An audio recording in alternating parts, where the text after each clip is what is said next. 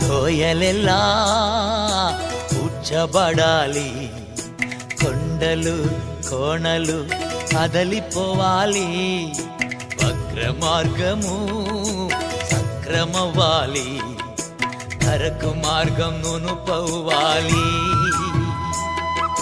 లోయలెల్లా కూర్చబడాలి, కొండలు కోణలు కదలిపోవాలి, వక్ర మార్గము సక్రమవ్వాలి, కరకు మార్గం నునుపవ్వాలి. రాజు వస్తున్నాడు ఆయత్తమవ్వాలి.